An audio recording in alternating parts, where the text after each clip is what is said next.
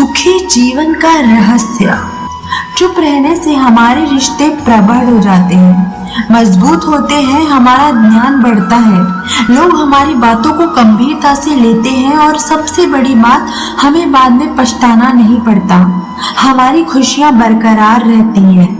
चुप रहने की आदत बनाए रखने से सदैव हमारी बात को हमें और आकर्षित बोलने का समय मिल पाता है और हम बहुत ही नए तुले शब्दों में अपनी बात रख पाते हैं।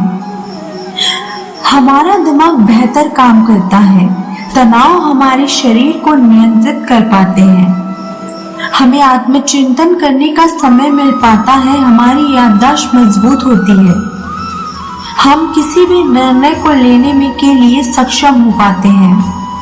चुप रहने से हमारे शरीर को तात्कालिक ऊर्जा का खर्चा होना बंद हो जाता है, जिससे हमें अद्भुत शक्ति का अनुभव करते हैं। चुप रहकर कम बोलने से हमें उचित शब्द बोलने और सोचने का समय मिल जाता है, जिससे हमारे द्वारा बोला गया शब्द हमारा मान सम्मान बढ़ाता है। किसी के दिल तक पहुंचने का रास्ता उसकी जुबान से होकर जाता है। हम क्या बोलते हैं, कितनी हमें चुप रहने की आदत है, इसी से हमारी पहचान हृदय में बनती है। चुप रहने से हमारे चेहरे का तेज बढ़ता है, जो हमें आकर्षक दिखाने का काम करता है। चुप रहने से हमारी वाणी से अदृश्य शक्तियों का जुड़ाव होता है और हम जो शब्द बोलते हैं उससे हमारे सम्मुख व्यक्ति भी उन शब्दों को सुनकर खुश होता है। इसके लिए हमें किसी भी स्थान पर जाकर शांति से बैठना चाहिए, अपने जीवन के बारे में शांत होकर सोचना चाहिए।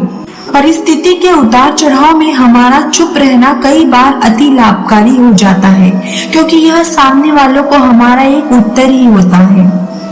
हम उसकी बातों में सहमत नहीं हैं, यह उसके लिए एक तरह का सजा ही तरह हो जाता है, जो हम बिना कुछ बोले ही दे पाते हैं। खुशियों के लिए उस समय हमें उस व्यक्ति को मन ही मन माफ कर देना भी हमारी खुशियों को बरकरार रखता है। खुश रहने के लिए हमें चुप रहना सीखना है, क्योंकि हम जिस समय खुश रहते हैं उस समय खुशी को बरकरार रखने के लिए चुप रहना और अपने आत्मचिंतन मनन के द्वारा स्वयं को ही आनंदित रख पाना आसान होता है। चुप रहना कई बार हमारी ताकत बन जाता है और हमें बड़े बड़े संकटों से बचाता है। चुप रहने से हमारी मानसिक स्थिति और भी शांत बनी रहती है। हमें चुप रहने की आदत को सीखना चाहिए। जिसके अलावा हमें खुश रहने की भी आदत पर काम करना चाहिए। समय को आसानी से खुश रहकर व्यतीत कर सकते हैं।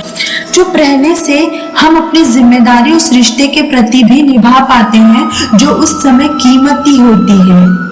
चुप रहने से हमारा एक तरह मानसिक व्यायाम होता है, जो मन में मस्तिष्क को विराम की स्थिति में ले जाता है।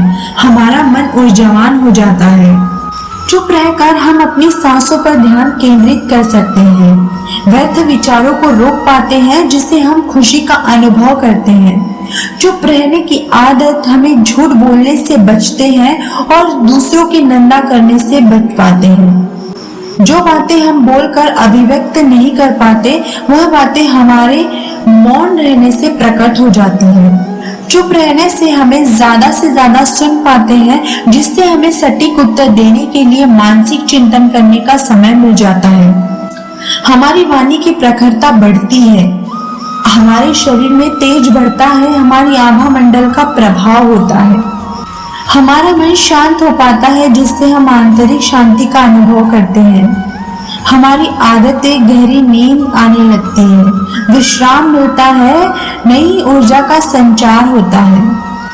क्रोध रूपी शत्रु को जीतने के लिए यह मौन रामबाण औषधि है, जिसको धारण करने से इसका स्वतः नाश हो जाता है।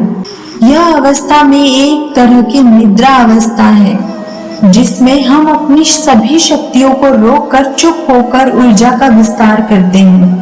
कुल मिलाकर हमारा जीवन खुशियों को खोजते खोजते भिन्न भिन्न प्रकार में कार्य करता रहता है और देखने में यह आता है कि हर कार्य को भेष बदले हुए दुख की तरह फिर रूप परिवर्तित हो जाता है। संसार में खुश रहने के लिए विभिन्न तरीके खोजते रहना, सीखते रहना, इसी कड़ी की तरह चुप रहना भी सीखना है, ताकि हमारे जीवन में चुप रहने का भी रहस्य हमें खुशियां दे सके।